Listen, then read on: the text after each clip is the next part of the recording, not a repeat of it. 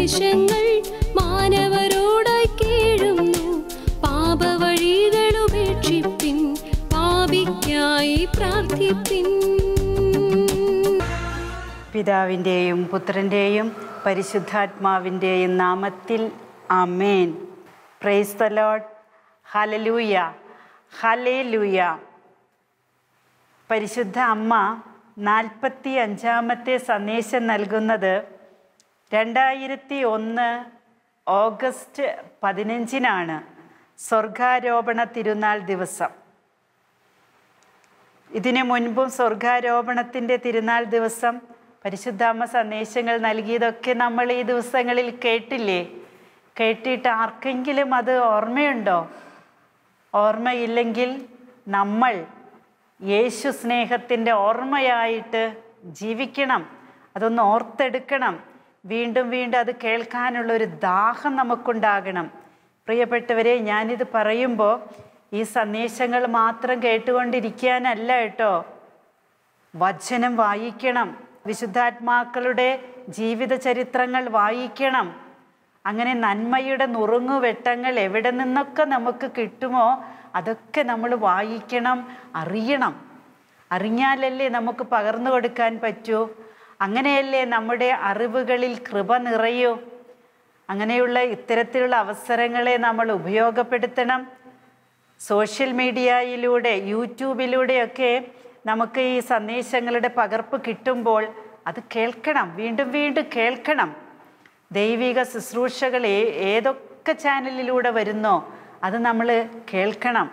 മറ്റു മാധ്യമ ചർച്ചകൾക്കൊക്കെ നമ്മൾ കൊടുക്കുന്ന സമയത്തേക്കാൾ എത്രയോ മടങ്ങ് ഇങ്ങനെയുള്ള കാര്യങ്ങൾക്ക് കൊടുത്താൽ സമാധാനം കിട്ടും, സ്വർഗം കിട്ടും. അതല്ലേ നമുക്ക് വേണ്ടത്. അതിനായിട്ട് നമുക്ക് സ്വർഗാരോപിതയായ പരിശുദ്ധ അമ്മയോടൊപ്പം പ്രാർത്ഥിക്കാം, മുന്നേറാം.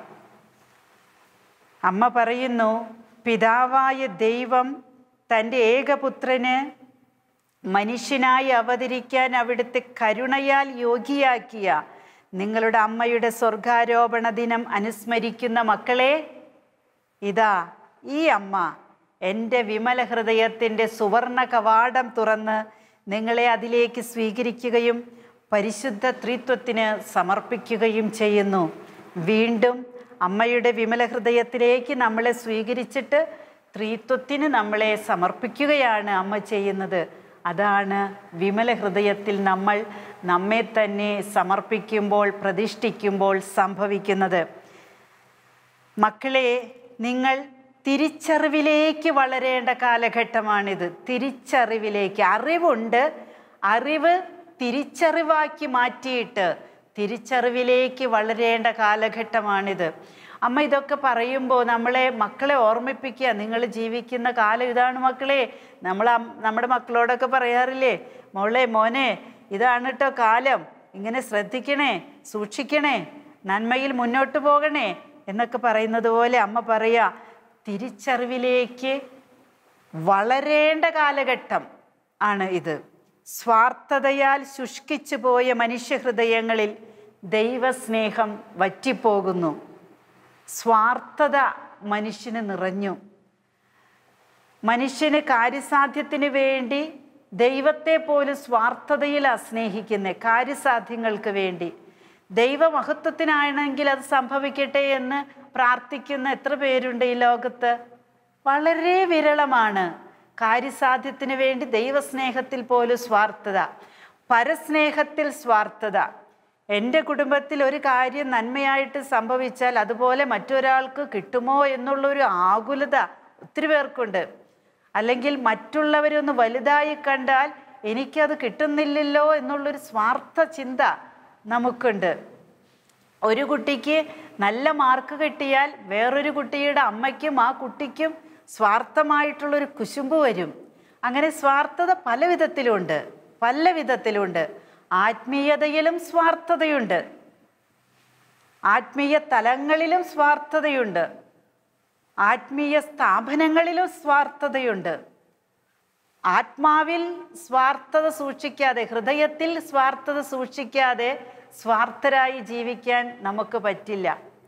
പല സ്ഥാപനങ്ങൾ തമ്മിൽ പല പോരുകൾ നടക്കുന്നുണ്ട്. സ്വാർത്ഥമായി ഒന്ന് മറ്റൊന്നിനേക്കാൾ മെച്ചപ്പെട്ടതായി കാണാൻ വേണ്ടി, അംഗീകരിക്കപ്പെടാൻ വേണ്ടി, റിസൾട്ട് കിട്ടാൻ വേണ്ടി ഒക്കെ സ്വാർത്ഥത കാണിക്കുന്നുണ്ട് പല സ്ഥാപനങ്ങളും. ചാരിറ്റി പ്രവർത്തനങ്ങൾ തമ്മിൽ സ്വാർത്ഥതയോടെ നീങ്ങുന്നവരുണ്ട്. ഒന്നും കാണാതെ അമ്മ പറയില്ലല്ലോ, സ്വാർത്ഥതയാൽ ശുഷ്കിച്ചുപോയി. സ്വാർത്ഥത ആരെയും വളർത്തുന്നില്ല, അത് ശുഷ്കിച്ചു കൊണ്ടേയിരിക്കും. ശുഷ്കിപ്പിക്കുകയാണ് ചെയ്യുന്നത്, വളർത്തുകയല്ല. നിസ്വാർത്ഥർ പരസ്പരം വളർത്തും. ആ വളർച്ചയാണ് ഈശോയ്ക്ക് ഇഷ്ടം. അങ്ങനെയുള്ള സ്വാർത്ഥ ഹൃദയങ്ങളിൽ ദൈവസ്നേഹം വറ്റിപ്പോകുന്നു. ലോകത്തിലെ വലിയൊരു ഭാഗത്തെ തൻ്റെ കൊടിക്കീഴിൽ കൊണ്ടുവരാൻ സാധിച്ചു എന്ന് വീമ്പിളക്കുകയും അതിനായി പ്രയത്നിക്കുകയും ചെയ്യുന്ന സാത്താൻ ദൈവിക പദ്ധതിയിൽ നിന്ന് മാനവരാശിയെ അകറ്റിക്കൊണ്ടുപോകുന്നു. അതിനുള്ളൊരു വഴിയാണ് സ്വാർത്ഥത കുത്തിവെക്കുക. എല്ലാ തലങ്ങളിലും, കുടുംബങ്ങളിലും സ്വാർത്ഥരുണ്ട്. ഒരു കാര്യം കിട്ടിയാൽ പങ്കുവയ്ക്കാൻ പറ്റാത്ത മക്കളുടെ കാലഘട്ടമായത്. വളരെ വിരളമായ കുഞ്ഞുങ്ങൾക്ക് പങ്കുവയ്ക്കലിൻ്റെ നിസ്വാർത്ഥതയുടെ സ്വഭാവമുള്ളൂ. അങ്ങനെ സ്വാർത്ഥത വർദ്ധിച്ച് ദൈവത്തിൽ നിന്ന് മനുഷ്യരെ അകറ്റാനുള്ള സാത്താൻ്റെ പ്രയത്നം വിജയിക്കുന്നു എന്ന് അവൻ വീമ്പിളക്കുന്നു. മക്കളെ, ഈ അമ്മ നിങ്ങളെ ഓർമ്മിപ്പിക്കുന്നു, ലോകം കണ്ടിട്ടുള്ളതിൽ നിന്നും വിഭിന്നമായ, ഇന്നുവരെ ലോകം കണ്ടിട്ടുള്ളതിൽ നിന്ന് വിഭിന്നമായ, മനുഷ്യന് സങ്കല്പിക്കാൻ പോലും കഴിയാത്ത മഹാപീഡനത്തിൻ്റെ നാളുകൾ വരുന്നു.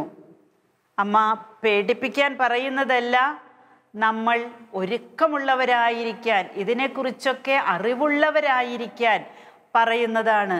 സ്വാർത്ഥമോഹികളായി ജീവിക്കുന്നവരുടെ ഒരു വലിയ കൂട്ടം ലോകത്തുണ്ടായാൽ തന്നെ അത് വലിയ വിപത്താണ്. എന്നിട്ടും അമ്മ പറയാ, ഇത്രയും നാളുണ്ടായതിൽ നിന്ന് വിഭിന്നമായ, അതൊന്നുമല്ലാത്ത, മനുഷ്യന് സങ്കല്പിക്കാൻ കഴിയാത്ത മഹാപീഡനത്തിൻ്റെ നാളുകൾ വരുന്നുവെന്ന് പരിശുദ്ധ അമ്മ പ്രവചിക്കുകയാണ്. അത് സംഭവിക്കുക തന്നെ ചെയ്യും. ശാന്തിയും സമാധാനവും അന്വേഷിച്ച് എവിടെയൊക്കെ ഓടി നടന്നാലും അത് കിട്ടാത്ത, മനുഷ്യൻ്റെ സങ്കല്പത്തിൽ പോലും ഇല്ലാത്ത വിപത്തുകളാണ് ലോകത്തെ കാത്തിരിക്കുന്നത്. സ്വയം വഞ്ചിക്കപ്പെടാതിരിക്കാൻ നിങ്ങൾ ശ്രദ്ധിക്കുക. പാപത്തിനെതിരെ യുദ്ധം ചെയ്യാനും പ്രാർത്ഥിക്കുവാനും പരിഹാരം ചെയ്യാനുമുള്ള കൃപ നിലനിർത്തുക. ഈ ശുശ്രൂഷയൊക്കെ പങ്കെടുക്കുമ്പോൾ പലർക്കും ആ കൃപ കിട്ടും. പ്രാർത്ഥിക്കണം. ഈ ദിവസങ്ങളിൽ എത്ര പേരാ വിളിച്ച് പറയുന്ന സഹോദരി, ആ പങ്കുവെക്കൽ കേൾക്കുമ്പോൾ, ദൈവവചന ശുശ്രൂഷ വൈദികരിലൂടെ ബ്രദേഴ്സിലൂടെയൊക്കെ കേൾക്കുമ്പോൾ, ആരാധനയിൽ പങ്കെടുക്കുമ്പോൾ ഒരു വലിയ ദാഹം വരുന്നു, തീക്ഷ്ണത വരുന്നു, ദിവ്യകാരുണ്യ സ്നേഹത്തിലേക്ക് കുറച്ചും കൂടെ അടുപ്പം വരുന്നു, സ്വയം ഒന്ന് ചിന്തിക്കാൻ പറ്റുന്നു എന്നൊക്കെ പറയാറുണ്ട്. ആ പറച്ചിലിൽ നിർത്താതെ കൃപയിൽ നിലനിന്ന് പ്രായശ്ചിത്തങ്ങൾ അനുഷ്ഠിച്ച് ജീവിക്കണം. ചെറിയ ചെറിയ കാര്യങ്ങളായിരിക്കാം നമ്മൾക്ക് പ്രായശ്ചിത്തമായിട്ട് ചെയ്യാൻ പറ്റുക, പക്ഷെ അത് ചെയ്യണം. അത് വലിയ കൃപയുടെ വിലയുള്ളതാണ്, കൃപയാണത്. കൃപ നിലനിർത്തുക. ഈ കൃപ നഷ്ടപ്പെടാതിരിക്കാൻ ശ്രമിക്കുക. പരിഹാര പ്രവൃത്തികൾ നിങ്ങളുടെ ജീവിതത്തിൻ്റെ പ്രത്യുത്തരമായിട്ട് സമർപ്പിക്കുക. നമ്മൾ ചെയ്തു പോയ തെറ്റുകൾക്ക്, ലോകം ചെയ്ത തെറ്റുകൾക്ക് പരിഹാരമായിട്ട്, അതിനൊരു ഉത്തരമായിട്ട് നമ്മുടെ കൊച്ചു പുണ്യപ്രവൃത്തികൾ ചെയ്ത് നമ്മൾ ജീവിക്കണം. പാപം നിറഞ്ഞ സാഹചര്യത്തിലേക്ക് നോക്കി ജീവിക്കാനല്ല അമ്മ പറയുന്നേ, പുണ്യത്തിൻ്റെ സാധ്യതകളിലേക്ക് നോക്കി ജീവിക്കാൻ അമ്മ നമ്മളോട് പറയാ. പുണ്യത്തിൻ്റെ സാധ്യതകൾ ഇതാ നിന്റെ അടുത്ത് തന്നെയുണ്ട്. അപ്പോൾ പാപം നിന്റെ പടിവാതിൽക്കൽ കാത്തിരിപ്പുണ്ട്, പക്ഷേ പുണ്യത്തിൻ്റെ സാധ്യത നിന്റെ തൊട്ടടുത്തുണ്ട്. ആ പാപത്തെ നോക്കി, തിന്മയെ നോക്കി, നിന്നെ വീഴിക്കാനുള്ളവനെ നോക്കി, വീണ സാഹചര്യത്തെ നോക്കി, പാപ സാഹചര്യത്തെ നോക്കി നെടുവീർപ്പിട്ട് നിരാശപ്പെട്ട് കഴിയാതെ ഉണർവോടെ പുണ്യത്തിൻ്റെ സാധ്യതകളിലേക്ക് പ്രവേശിക്കാൻ പരിശുദ്ധ അമ്മ നമ്മെ ഉത്ബോധിപ്പിക്കുന്നു. മക്കളെ, നിങ്ങൾ കാണുന്നതും കേൾക്കുന്നതും അനുഭവിക്കുന്നതുമായ ഇന്നത്തെ ലോകത്തിൻ്റെ സ്ഥിതികൾ നിങ്ങൾ തന്നെ മനസ്സിലാക്കുക. ഈ അമ്മ പലതവണ ആവർത്തിച്ചിട്ടുള്ളതും എന്നാൽ മനുഷ്യൻ ഗൗനിക്കാത്തതുമായ പലതും ഇന്ന് സംഭവിക്കുന്ന പല കാര്യങ്ങളും അമ്മ മുൻകൂട്ടി പറഞ്ഞിട്ടുള്ളതാ. മനുഷ്യൻ അതൊന്നും ഗൗനിച്ചില്ല. ഇപ്പോൾ ഇത് രക്ഷയുടെ സമയമാണ്. മനുഷ്യൻ ഗൗനിക്കാൻ തുടങ്ങിയിരിക്കുന്നു. അമ്മ പറയുന്നത് മക്കൾ കേൾക്കുന്നു. ആന്തരിക ശുദ്ധീകരണത്തിലൂടെയും മാനസാന്തരത്തിലൂടെയും സത്യദൈവത്തിൽ വിശ്വസിച്ച് എളിയ ജീവിതം നയിക്കാൻ ഈ അമ്മ വീണ്ടും ആവശ്യപ്പെടുന്നു. അഹങ്കാരത്തിൻ്റെ കൊടുമിടിയിൽ നിന്ന് എളിമയുടെ താഴ്വരയിലേക്ക് ഇറങ്ങി വരുമ്പോൾ ദൈവ തിരുമനസ്, അതിന് സന്മനസ് കാട്ടുന്നവരുടെ മുൻപിൽ ദൈവ തിരുമനസ് ദൈവം തുറന്നു കാട്ടും. അമ്മ പറയാ, എളിമയുടെ പൂർണ്ണതയുള്ള ജീവിതം നയിക്കുക. ആന്തരിക ശുദ്ധീകരണത്തിലൂടെ മാനസാന്തരത്തിലൂടെ സത്യദൈവമായ കർത്താവിൽ വിശ്വസിച്ചുകൊണ്ട് എളിമയുടെ ജീവിതം നയിക്കുക. ഏത് കാര്യത്തിലാണ് മനുഷ്യരായി നമുക്ക് അഹങ്കരിക്കാനുള്ളത്? എല്ലാം ദാനമായി ലഭിച്ചിരിക്കെ ദാനമല്ല എന്ന മട്ടിൽ മനുഷ്യ നീ എന്തിന് അഹങ്കരിക്കുന്നു എന്ന് അപ്പസ്തോലൻ നമ്മളോട് ചോദിക്കുന്നത് ദൈവത്തിൻ്റെ ചോദ്യമാണ്. എല്ലാം ദാനമാണ്. ഈ ജീവനും ജീവിതവും കെട്ടിപ്പൊക്കിയതും പടുത്തുയർത്തിയതും എല്ലാം ദൈവത്തിൻ്റെ ദാനമാണ്. ലഭിച്ചതെല്ലാം ദൈവത്തിൻ്റെ ദാനമാണ്. നീയായിട്ട് നേടിയെടുത്തത് നിന്റെ പാപമാണ്, അത് ദൈവം തന്നതല്ല. ആ പാപത്തെ ഉപേക്ഷിച്ചിട്ട് അഹങ്കരിച്ചിരിക്കാതെ അഹങ്കാരത്തിൻ്റെ കൊടുമിടിയിൽ നിന്ന് എളിമയുടെ താഴ്വരയിലേക്ക് ഇറങ്ങി വരാനുള്ള ഒരു സന്മനസ് നീ കാണിക്കുമ്പോൾ ദൈവം തൻ്റെ തിരുമനസ് നിനക്ക് മുന്നിൽ തുറന്നു തരും. നീ രക്ഷപ്പെടും. മാറ്റമില്ലാത്തതും പരിപൂർണവുമായ ദൈവിക സത്യം എന്നേക്കും നിലകൊള്ളും. ഈ ലോകം ദൈവിക സത്യത്തെ എങ്ങനെയൊക്കെ മായ്ച്ചു കളയാൻ ശ്രമിച്ചാലും, തിന്മ വിജയിക്കുന്നു എന്ന് പറഞ്ഞാലും, ഏതൊക്കെ പ്രത്യയ ശാസ്ത്രങ്ങളെ നിരീശ്വരവാദ്യത്തെ കൊണ്ടുവന്നിട്ട് ദൈവിക സത്യങ്ങളെ മായ്ച്ചു കളയാൻ ശ്രമിച്ചാലും, മാറ്റമില്ലാത്തതും പരിപൂർണവുമായ ദൈവിക സത്യം എന്നേക്കും നിത്യമായും നിലകൊള്ളും. മനുഷ്യനോടുള്ള തീക്ഷ്ണമായ സ്നേഹത്താൽ ജ്വലിക്കുന്ന തീച്ചൂളയായി മാറിയിരിക്കുന്ന യേശുവിൻ്റെ ദിവ്യഹൃദയത്തിലേക്ക് ലോകം മുഴുവനെയും സമർപ്പിക്കുക. Hallelujah, hallelujah, praise the lord. മനുഷ്യരോടുള്ള തീക്ഷ്ണമായ സ്നേഹം, അതിൽ കലർപ്പില്ല. മനുഷ്യനെ രക്ഷിക്കണമെന്നുള്ള ദൈവത്തിൻ്റെ തീക്ഷ്ണമായ സ്നേഹത്താൽ ജ്വലിക്കുന്നൊരു തീച്ചൂളയായി മാറിയിരിക്കുന്നു നമ്മുടെ കർത്താവിൻ്റെ തിരുഹൃദയം. അത് പണ്ടേ അങ്ങനെയാണ്. ഇന്ന് ആ ചൂള വീണ്ടും കത്തിക്കൊണ്ടിരിക്കുക. അടങ്ങാത്ത ദാഹം, അടങ്ങാത്ത തീയായിട്ട്, സ്നേഹത്തിൻ്റെ തീയായിട്ട് ആ ഹൃദയത്തിലേക്ക് ലോകം മുഴുവനെയും നമുക്ക് സമർപ്പിക്കാം. തീച്ചൂളയായ ദിവ്യഹൃദയത്തെ താങ്ങുന്ന ഈ അമ്മയുടെ അരികിലേക്ക് അനുതാപത്തോടെ മക്കളെ ഓടിയണയുക. കർത്താവിൻ്റെ തിരുഹൃദയം ഒരു തീച്ചൂള, സ്നേഹത്തിൻ്റെ തീച്ചൂളയാണെന്നും നിന്റെ പാപങ്ങളും ശാപങ്ങളും ബന്ധനങ്ങളും ആ ചൂളയിലേക്ക് എറിഞ്ഞു കളഞ്ഞിട്ട് ദൈവിക സ്വാതന്ത്ര്യം പ്രാപിക്കാൻ നീ തയ്യാറാക്. അമ്മ അതിന് സഹായിക്കും. നിന്നോടുള്ള സ്നേഹത്താൽ എരിഞ്ഞുകൊണ്ടിരിക്കുന്ന കർത്താവിൻ്റെ ഹൃദയം, ആ ഹൃദയത്തിൽ നിന്ന് പുറപ്പെടുന്ന തീച്ചൂളയുടെ അഗ്നിയും പ്രകാശവും സ്വീകരിക്കാൻ പ്രിയ ദൈവ പൈതലേ തയ്യാറാകുക. ആത്മവിശ്വാസത്തോടും സ്നേഹത്തോടും കൂടെ ജപമാല ചൊല്ലുക. കൂടെ കൂടെ കുമ്പസാരിക്കുക. ആ തീച്ചുളയിലേക്ക് നടക്കാനുള്ള വഴിയാണ്, നമ്മളെ അടുപ്പിക്കുന്ന വഴിയാണ് അമ്മ പറയുന്നത്. ജപമാല ചൊല്ലുക, സ്നേഹത്തോടെ ചൊല്ലുക, കൂടെ കൂടെ കുമ്പസാരിക്കുക. പരിശുദ്ധനായ ദിവ്യകാരുണ്യനാഥനെ സ്വീകരിക്കുക. ദൈവസ്നേഹത്തിൻ്റെ സമ്പൂർണമായ അടയാളമാണ് ദിവ്യകാരുണ്യം. ദൈവസ്നേഹത്തിൻ്റെ അളവില്ലാത്ത അവിടുത്തെ ആഴമേറിയ സ്നേഹത്തിൻ്റെ സമ്പൂർണ്ണ രൂപമാണ് ദിവ്യകാരുണ്യം. ആ ദിവ്യകാരുണ്യത്തെ സ്വീകരിക്കുക. പാപം സാഹചര്യങ്ങളോടൊപ്പം വർജിക്കുക. തിരുസഭയോട് വിധേയരായിരിക്കുക. മാർപ്പാപ്പയ്ക്കായി പ്രാർത്ഥിക്കുക. ഹോമയാഗത്തിനുള്ള കുഞ്ഞാടുകളായി പ്രത്യേകം തിരഞ്ഞെടുത്തിരിക്കുന്ന എൻ്റെ പ്രിയപ്പെട്ട വൈദികർക്കും സന്യസ്തർക്കുമായിട്ട് പ്രാർത്ഥിക്കുക. തീക്ഷ്ണമായി പ്രാർത്ഥിക്കുക. കാരണം സാത്താൻ അവൻ്റെ സന്തോഷത്തിലേക്ക് സമർപ്പിതരെ ആകർഷിക്കുന്നതിൽ കൂടുതൽ തൽപരനായിരിക്കുന്നു. മക്കളെ, പ്രാർത്ഥിക്കുക. ഹോമയാഗത്തിനുള്ള കുഞ്ഞാടുകൾ ഊനമറ്റതല്ലേ, കുറവില്ലാത്തതല്ലേ? അങ്ങനെയുള്ള കുഞ്ഞാടുകളാണത്രേ സമർപ്പിതര്. പ്രിയപ്പെട്ട സമർപ്പിതാത്മാക്കളെ ഓർക്കണമേ, നമ്മുടെ അമ്മ മാതാവുണ്ടല്ലോ, അമ്മ മാതാവാണ് ആദ്യമായിട്ട് വ്രതവാഗ്ദാനം നടത്തി സമർപ്പണം നടത്തിയത്. ഞാൻ പുരുഷനെ അറിയുന്നില്ല എന്ന് മാലാഖയോട് കന്യകാമറിയം പറഞ്ഞപ്പോൾ അത് പിതാവായ ദൈവത്തോടുള്ള ഏറ്റുപറച്ചിലാണ്. എൻ്റെ ജീവിതത്തിൽ പുരുഷനെ അറിഞ്ഞ് ഞാൻ ജീവിക്കുന്നില്ല, പിന്നെ എങ്ങനെ ഞാൻ ഗർഭവതിയാകും? കന്യാവ്രതം, ഞാൻ കന്യകയാണ്, സമർപ്പിച്ചു.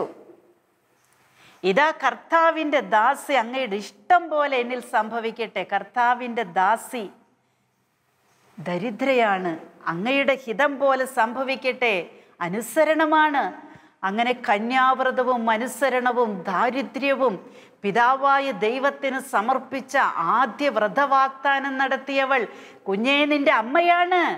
ആ അമ്മയ്ക്ക് അത് സാധിച്ചുവെങ്കിൽ, ആ അമ്മയിൽ യേശു ജനിച്ചുവെങ്കിൽ, പ്രിയ സമർപ്പിതേ, നീ നിന്റെ മണവാളനാണെന്നും പറഞ്ഞ് നടക്കുന്ന ക്രിസ്തു ഉണ്ടല്ലോ, ആ ക്രിസ്തു നിന്നിലൂടെ ജനിക്കണം, നിന്നിലൂടെ ലോകത്തിലേക്ക് ജനിക്കണം, ലോകം നിന്നിലൂടെ ക്രിസ്തുവിൽ ജനിക്കണം. അതാണ് സമർപ്പണ വിളിയുടെ അന്തസത്ത. പ്രിയ ദൈവ പൈതലേ, പ്രിയ സമർപ്പിതേ, പ്രിയ പുരോഹിത, നിനക്ക് പ്രാർത്ഥിക്കാൻ സമയമില്ലെന്ന് പറയേണ്ട. നീ ഒരു ബേൺ ഓഫറിങ്ങിന് അടയാളമായിട്ട് തീരേണ്ട ഹോമയാഗത്തിൻ്റെ കുഞ്ഞാടാണ്. നിന്റെ ജീവിത ബലി യേശുവിൻ്റെ എരിയുന്ന ഹൃദയത്തിൽ കിടന്ന് എരിയേണ്ടതാണ്. അത് മറ്റു പല ആസക്തികളുടെയും മറ്റു പല ക്ഷണികതയുടെയും ആകർഷണത്തിൻ്റെയും മുൻപിൽ കിടന്ന് എരിയാനുള്ളതല്ല. അതൊന്നും സന്തോഷം നിനക്ക് പ്രദാനം ചെയ്യില്ല.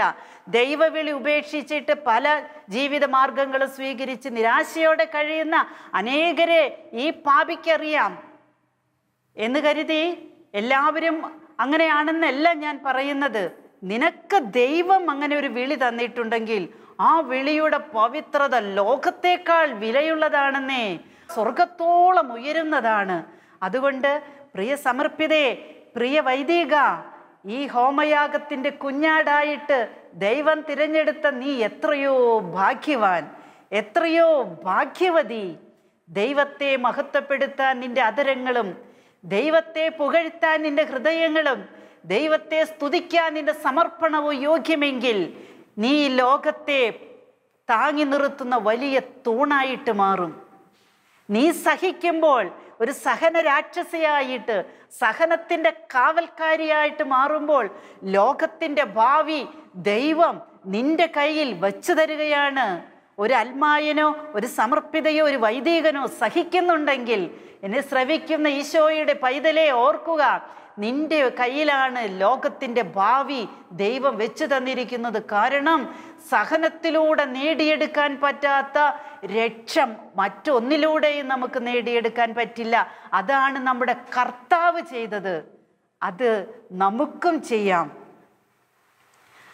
മക്കളെ, ഈ അമ്മയുടെ ഓരോ ആഹ്വാനങ്ങളും ഗൗരവമായി സ്വീകരിക്കുക. ഞാൻ നിങ്ങളുടെ കൂടെയുണ്ട്. എൻ്റെ തിരുക്കുമാരൻ്റെ തിരുമുഖത്തിൽ ആശ്വാസം കണ്ടെത്താൻ ഈ അമ്മ നിങ്ങളെ സഹായിക്കാം.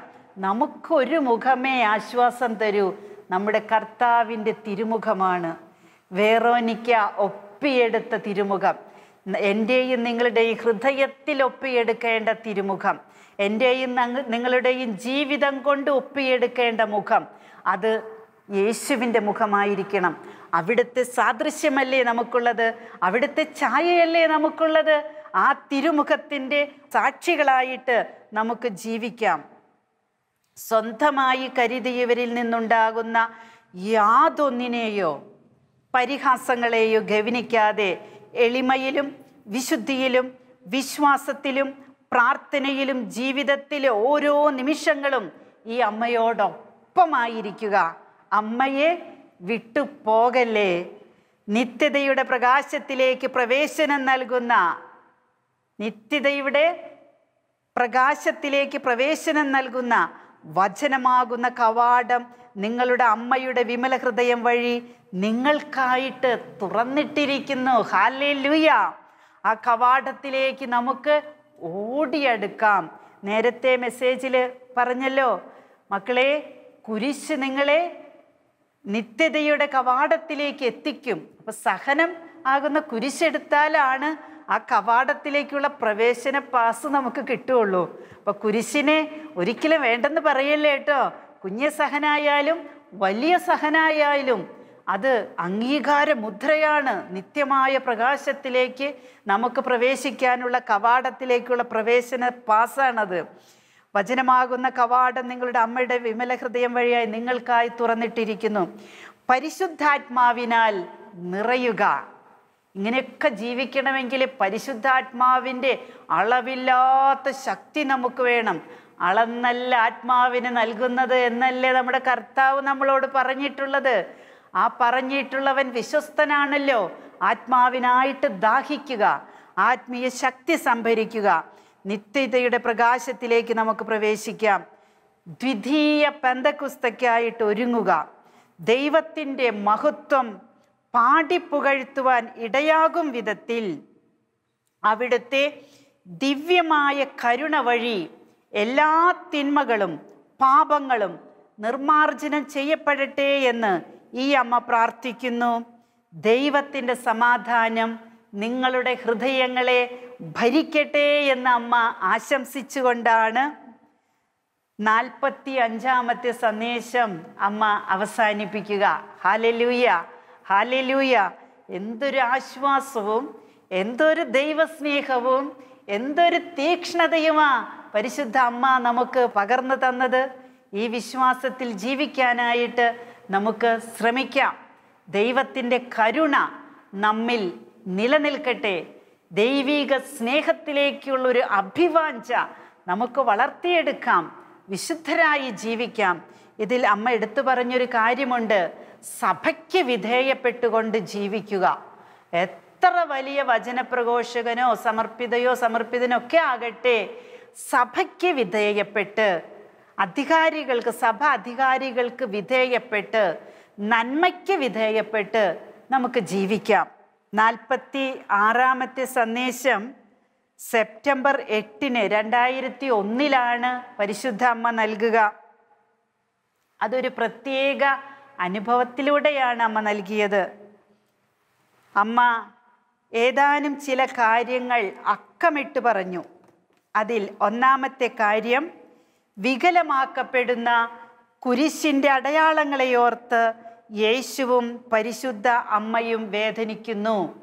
ആരാണ് ഈ വികലമാക്കപ്പെടുന്ന കുരിശിൻ്റെ അടയാളങ്ങൾ?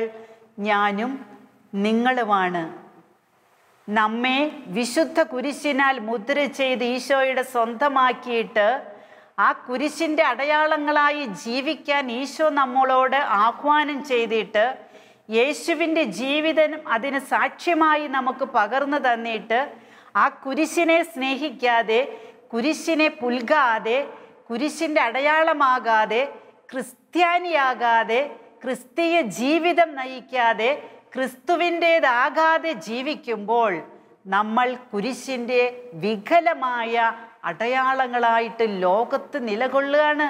പിന്നെ എങ്ങനെയാ മറ്റുള്ളവർ കുരിശിനെ സ്നേഹിക്കുക, ഈശോയെ അറിയുക, ഈശോയെ പരിചയപ്പെടുക? അങ്ങനെ ജീവിക്കരുത്.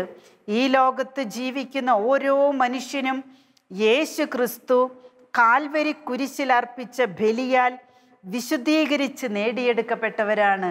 അതിനെക്കുറിച്ചുള്ള എക്സ്പ്ലനേഷൻ അമ്മ പറയുന്നേ. യേശു കുരിശിൻ്റെ പാത സ്വീകരിച്ച് ജീവൻ ബലിയർപ്പിച്ച് ഓരോ വ്യക്തികളെയും വിശുദ്ധ കുരിശിൻ്റെ അടയാളത്താൽ മുദ്ര ചെയ്ത് പരിശുദ്ധ അമ്മയുടെ വിമല ഹൃദയത്തിൽ പുതുജന്മമേകി സംരക്ഷിക്കാൻ ഏൽപ്പിച്ചു. ആ പ്രൊസീജിയർ കണ്ടോ? എത്ര വ്യക്തതയോടും കൃത്യതയോടും കൂടിയാണ് ഈശോ ചെയ്തത്. ഈ ലോകത്ത് ജീവിക്കുന്ന ഓരോ മനുഷ്യനും യേശു ക്രിസ്തു കാൽവരി കുരിശിൽ അർപ്പിച്ച ബലിയാൽ വിശുദ്ധീകരിക്കപ്പെട്ടവരാണ്, നേടിയെടുക്കപ്പെട്ടവരാണ്. ആ വിശുദ്ധ കുരിശിൻ്റെ പാത സ്വീകരിച്ച് ജീവൻ ബലിയർപ്പിച്ച് ഓരോ വ്യക്തികളെയും വിശുദ്ധ കുരിശിൻ്റെ അടയാളത്താൽ മുദ്ര ചെയ്ത് പരിശുദ്ധ അമ്മയ്ക്ക് ഭരമേൽപ്പിച്ചു, പുതിയൊരു സൃഷ്ടിയായിട്ട്. ഇങ്ങനെ ഏൽപ്പിക്കപ്പെട്ട ഓരോ മനുഷ്യനും യേശു ക്രിസ്തുവിൻ്റെ കുരിശിൻ്റെ അടയാളങ്ങളാണ്. വെറും കുരിശിൻ്റെ അല്ല, യേശു ക്രിസ്തുവിൻ്റെ കുരിശിൻ്റെ അടയാളങ്ങളാണ്. മഹത്വീകരിക്കപ്പെട്ട കുരിശിൻ്റെ അടയാളങ്ങളായ മനുഷ്യൻ സഹനം സ്വീകരിക്കാതെയും പാപകരമായ ജീവിതം പിന്തുടർന്നും ബലിജീവിതം നശിപ്പിക്കുമ്പോൾ കുരിശുമരണത്തിലൂടെ മാനവകുലത്തെ നേടിയെടുത്ത യേശു വേദനിക്കുന്നു. ക്രൂശിതനെ താങ്ങിയ വിമല ഹൃദയവും വേദനിക്കുന്നു. അങ്ങനെ തിന്മ ചെയ്ത് പാപകരമായ ജീവിതം പിന്തുടർന്ന് ബലിയാത്മാക്കളായി നമ്മൾ ഓരോരുത്തരും ജീവിക്കുമ്പോൾ വികലമാക്കപ്പെടുന്നത് യേശു ക്രിസ്തുവിൻ്റെ മുദ്രയുള്ള അടയാളമായ കുരിശിൻ്റെ അടയാളങ്ങളായ നമ്മൾ ഓരോരുത്തരുമാണ്. ആ ക്രിസ്തു സ്നേഹത്തെ, കുരിശിലെ ബലിയെ വികലമാക്കി ലോകത്തിൻ്റെ മുൻപിൽ പ്രദർശിപ്പിക്കുന്നത്. അപ്പോൾ ഈശോ വേദനിക്കും, അമ്മ വേദനിക്കും. രണ്ടാമതായി പരിശുദ്ധ അമ്മ പറഞ്ഞു, കരകൗശല വസ്തുക്കളെ പോലെ തച്ചുടയ്ക്കപ്പെടുന്ന സമർപ്പണ ജീവിതങ്ങളെ കണ്ട് യേശുവും അമ്മയും വേദനിക്കുന്നു. സമർപ്പണത്തിൻ്റെ വിളിയുടെ പവിത്രതയും ആഴവും ഒരാൾക്കും ചിന്തിച്ചെടുക്കാൻ പറ്റില്ല. ഒരു പുരോഹിതൻ്റെ വില, ഒരു സമർപ്പിതയുടെ വില യഥാർത്ഥത്തിൽ ഒരു വ്യക്തി, ഒരു സമർപ്പിത, ഒരു പുരോഹിതൻ തിരിച്ചറിഞ്ഞിരുന്നെങ്കിൽ ആ നിമിഷം ദൈവസ്നേഹത്താൽ എരിഞ്ഞ് ലോകത്തിൽ മരിച്ചു വീണേനെ എന്നാണ് വിശുദ്ധാത്മാക്കൾ പറയുന്നത്. അത്രയ്ക്കും വിലയുള്ള ജീവിതങ്ങൾ തച്ചുടയപ്പെടുക, ഉടച്ചത് വാർത്തെടുക്കാനല്ല, ഒട്ടിച്ചെടുത്താലും അതിനൊരു പാകപ്പിഴ ഉണ്ടാകും. കരകൗശല വസ്തുക്കൾ, കളിപ്പാട്ടങ്ങൾ ഉടയുന്നത് പോലെ, ഉടയ്ക്കുന്നത് പോലെയാണ് ഉടയ്ക്കപ്പെട്ടുകൊണ്ടിരിക്കുന്നത്, ഉടഞ്ഞുകൊണ്ടിരിക്കുന്നത്. മൂന്നാമത്തെ കാര്യം അമ്മ പറഞ്ഞു, പൊതുവേദിയിലെ പ്രദർശന വസ്തുവായി തീരുന്ന പരിശുദ്ധ ദിവ്യകാരുണ്യം, പരിശുദ്ധ കുർബാനയ്ക്ക് നേരെയുള്ള അവഹേളനങ്ങൾ എന്നുകൂടെ അമ്മ പറഞ്ഞിട്ടുണ്ട്. അതായത് പൊതുവേദിയിൽ ഈശോയെ എഴുന്നള്ളിച്ച് വെച്ചിട്ട് വേണ്ടത്ര ആചാരങ്ങൾ നടത്താതെ, ബഹുമാനം കൊടുക്കാതെ, ആദരിക്കാതെ മനുഷ്യർ ജീവിക്കുന്നത് കാണുമ്പോൾ, അതൊരു പ്രദർശന വസ്തുവായിട്ട് മനുഷ്യൻ കാണുമ്പോൾ, ജീവനുള്ള ദൈവത്തിൻ്റെ സാന്നിധ്യമായിട്ട് മനുഷ്യൻ മനസ്സിലാക്കാതെ വരുമ്പോൾ അമ്മയും ഈശോയും വേദനിക്കുന്നുണ്ട്. ഫാത്തിമയിൽ മാലാഖ പഠിപ്പിച്ച പ്രാർത്ഥന ഈ ദിവസങ്ങളിലൊക്കെ നമ്മൾ വീണ്ടും വീണ്ടും ആവർത്തിച്ച് പ്രാർത്ഥിച്ചില്ലേ? ഈശോയെ സ്നേഹിക്കാത്തവർക്ക് വേണ്ടി, ഈശോയിൽ വിശ്വസിക്കാത്തവർക്ക് വേണ്ടി, ഈശോയിൽ പ്രത്യാശ അർപ്പിക്കാത്തവർക്ക് വേണ്ടി, യേശുവിന് വേണ്ടി സമർപ്പണം ചെയ്യാത്തവർക്ക് വേണ്ടിയൊക്കെ പരിഹാരം ചെയ്യുന്നു എന്ന് അധരം കൊണ്ട് മാത്രം ഏറ്റുപറഞ്ഞാൽ പോരാ.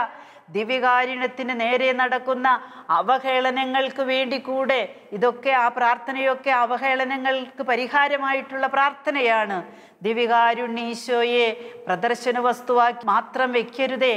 പല സ്ഥലങ്ങളിലും ദിവ്യകാരുണ്യ ആരാധന ആലയങ്ങളുണ്ട്, നിത്യാരാധന കപ്പേളകളുണ്ട്. അവിടെയൊക്കെ ഇടതടവില്ലാതെ വന്ന് പ്രാർത്ഥിക്കാൻ മനുഷ്യമക്കൾ ആഗ്രഹം കാണിക്കുന്നുണ്ട്. ചിലപ്പോഴൊക്കെ ആരും ഇല്ലാതിരിക്കുന്നുണ്ട്. സങ്കടപ്പെടേണ്ട, നമ്മുടെ സാന്നിധ്യം നമ്മുടെ കർത്താവിന് ആശ്വാസമാണ്. നമ്മൾ എവിടെയായിരുന്നാലും ദിവ്യകാരുണ്യ ഈശോയെ ഓർക്കണം. ഈശോയെ പരിഹസിക്കരുത്, ഈശോയെ നിന്ദിക്കരുത്, ഈശോയെ ഒരു വസ്തുവായി കാണരുത്. ആ തൂവെള്ള തിരുവോസ്തിക്ക് ജീവനുണ്ട്. ആ ജീവൻ ദൈവത്തിൻ്റെ ജീവനാണ്. തുടിക്കുന്ന ഹൃദയമാണ്, ജ്വലിക്കുന്ന ഹൃദയമാണ്, നിന്നോടും എന്നോടുമുള്ള സ്നേഹത്താൽ. സ്വർഗനിവാസികളോട് ചേർന്ന് ത്രിത്വൈക ദൈവത്തെ ആരാധിച്ച് മഹത്വപ്പെടുത്തുക. ദിവ്യകാരുണ്യ ആരാധനയ്ക്ക് നമ്മൾ ചെയ്യേണ്ടത് എന്താണ്? ത്രിത്വൈക ദൈവത്തോടും ദൈവത്തെ സ്വർഗനിവാസികളോട് ചേർന്ന് ആരാധിക്കുക. സമ്പൂർണ്ണ സമർപ്പണം നടത്തി ജീവിക്കുന്ന മക്കളോട് ചേർന്ന് ദൈവത്തെ ആരാധിക്കുക, മഹത്വപ്പെടുത്തുക. കുടുംബജീവിതം നയിക്കുന്ന മക്കളോട് ചേർന്ന് ദൈവത്തെ ആരാധിച്ച് മഹത്വപ്പെടുത്തുക. Hallelujah, hallelujah, hallelujah. Praise the lord. ദൈവനാമം മഹത്വപ്പെടട്ടെ. ദൈവകരുണയുടെ അമ്മ മക്കളെ ദിവ്യകാരുണ്യ സ്നേഹത്തിലേക്കാണ് അടുപ്പിക്കുന്നത്. നമ്മൾ കേട്ട ഈ സന്ദേശങ്ങളെല്ലാം ദിവ്യകാരുണ്യ സ്നേഹമാണ് നമുക്ക് പകർന്നു തന്നത്. യേശുവിൻ്റെ ഹൃദയമാകുന്ന തീച്ചൂള സ്നേഹം കൊണ്ട് എരിയുന്നെങ്കിൽ എൻ്റെയും നിങ്ങളുടെയും ഹൃദയത്തിൽ എരിയേണ്ടതും ഈ സ്നേഹത്തിൻ്റെ തീച്ചൂളയല്ലേ? അങ്ങനെയല്ലേ നമുക്ക് കരുണ സ്വീകരിക്കാനുള്ള യോഗ്യത നേടാൻ പറ്റൂ? ഈ ലോകത്തിലേക്ക് കരുണ വർഷിക്കപ്പെടാൻ നമുക്ക് ആഗ്രഹിക്കാം, പ്രാർത്ഥിക്കാം. 47-ാമത്തെ സന്ദേശം പരിശുദ്ധ അമ്മ നൽകുന്നത് 2001 നവംബർ 2-നാണ്. 47-ാമത്തെ സന്ദേശം പരിശുദ്ധ അമ്മ നൽകുക. അമ്മ പറഞ്ഞു, എൻ്റെ പ്രിയ കുഞ്ഞുങ്ങളെ, സ്വർഗത്തിൽ അതീവ സന്തോഷത്തിന് കാരണമായ നിങ്ങളുടെ പ്രാർത്ഥനയെയും സഹനത്തെയും സ്വീകരിച്ചുകൊണ്ട് ഈ അമ്മയും ഈ സുദിനത്തിൽ നിങ്ങളോടൊപ്പം സന്തോഷിക്കുന്നു. Hallelujah, hallelujah, praise the Lord. ആ ദിവസത്തിലെ നമ്മുടെ കൊച്ചു പ്രാർത്ഥനയെയും സഹനത്തെയും സ്വീകരിച്ചിട്ട് അമ്മയ്ക്ക് സന്തോഷമാണെന്ന് പറയുമ്പോൾ നമ്മുടെ നാളിതുവരെയുള്ള ജീവിതം കണ്ടിട്ട് അമ്മയ്ക്ക് സന്തോഷമുണ്ടോ? ഇല്ലെങ്കിൽ ഇനിയുള്ള ജീവിതത്തിലെങ്കിലും നമുക്ക് പരിശുദ്ധ അമ്മയ്ക്ക് സന്തോഷം കൊടുക്കണം. Hallelujah, praise the Lord. മക്കളെ, അന്ധകാര ശക്തികളെ തോൽപ്പിക്കുന്ന ശക്തിയുള്ള ജപമാല എന്ന ആയുധം നിത്യരക്ഷയുടെ അലംഘനീയമായ ഉറപ്പാണ്. പാഷാണ്ഡതകളെ ഉന്മൂലനം ചെയ്ത് പാപത്തെ ക്ഷയിപ്പിച്ച് തിന്മയുടെ ശക്തിയെ നശിപ്പിക്കാൻ കഴിവുള്ള ഈ പ്രാർത്ഥന ഏറ്റവും അത്യാവശ്യമായിരിക്കുന്ന കാലഘട്ടമാണിത്. Hallelujah, hallelujah. അമ്മ പറയാണ്, നിത്യരക്ഷയുടെ അലംഘനീയമായ ഉറപ്പാണ് ഈ പ്രാർത്ഥന. പാഷാണ്ഡതകളെ ഉന്മൂലനം ചെയ്ത് പാപത്തെ ക്ഷയിപ്പിച്ച് തിന്മയുടെ ശക്തിയെ നശിപ്പിക്കാൻ കഴിവുള്ള ഈ പ്രാർത്ഥന ഏറ്റവും അധികം ആവശ്യമായിരിക്കുന്ന കാലഘട്ടത്തിലാണ് ഞാനും നിങ്ങളും ജീവിക്കുന്നത് എന്നാണ് പരിശുദ്ധ അമ്മ നമ്മെ ഓർമ്മിപ്പിക്കുക. കാരണം എന്തെന്നോ? ഇത്രമാത്രം നാശവും അപകടവും തിന്മയും യുദ്ധഭീഷണിയും ഉണ്ടായിട്ടുള്ള ഒരു മനുഷ്യവർഗം ഇതിനു മുൻപ് ഉണ്ടായിട്ടില്ല. ഇതുവരെയും മനുഷ്യവർഗം ഉണ്ടായിട്ടുണ്ട്, പക്ഷെ ഇത്രമാത്രം അപകടവും തിന്മയും യുദ്ധഭീഷണിയും നേരിടുന്ന മനുഷ്യവർഗം ഉണ്ടായിട്ടില്ല. ലോകത്തിൽ ദൈവീക സമാധാനമുണ്ടാകുവാൻ നിരന്തരം ജപമാല ചൊല്ലിയും പരിശുദ്ധ കുർബാനയുടെ ശക്തി സ്വീകരിച്ചും പ്രാർത്ഥിക്കുക. പ്രഭാഷകന്റെ പുസ്തകത്തില് 10-ാം അധ്യായത്തിലാണെന്നാണ് എൻ്റെ ഓർമ്മ, 19-ാം വാക്യം. ഏതു വർഗമാണ് ബഹുമാനത്തിന് അർഹം? മനുഷ്യവർഗം.